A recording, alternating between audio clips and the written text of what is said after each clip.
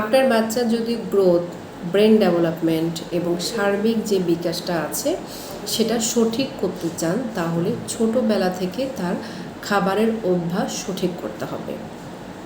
যেই খাবারগুলো আমাদের বিকাশে বাধা প্রদান করবে সেই খাবারগুলো থেকে আমরা অনেক অনেক দূরে রাখবো বাচ্চাদেরকে।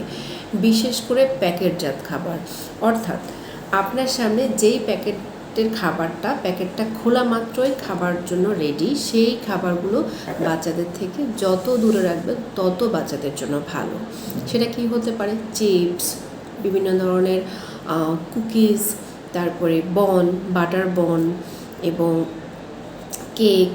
তো এই টাইপের খাবারগুলো বাচ্চাদেরকে যতটা কম খাওয়াবেন ততটা ভালো। প্রসেস খাবার বাচ্চাদেরকে কম খাওয়াতে হবে। যত খাবার খাওয়াতে পারবেন, যতটা ন্যাচারাল খাবার খাওয়াতে পারবেন তত বাচ্চার জন্য ভালো। বাচ্চাকে প্রচুর কালারফুল সবজি খাওয়াবেন, ফ্রুটস খাওয়াবেন এবং পর্যাপ্ত পানি খাওয়াবেন। ইদানিং অনেক পেশেন্ট পায়, বিশেষ করে বাচ্চা পেশেন্ট, যাদের কি হয় ইউরিনে ইনফেকশন থাকে বেশ ভালো পরিমাণে। তো এইসব বাচ্চাদেরকে অবশ্যই পর্যাপ্ত পরিমাণে পানি ও তরল জাতীয় খাবার পান করাবেন। ঠিক আছে?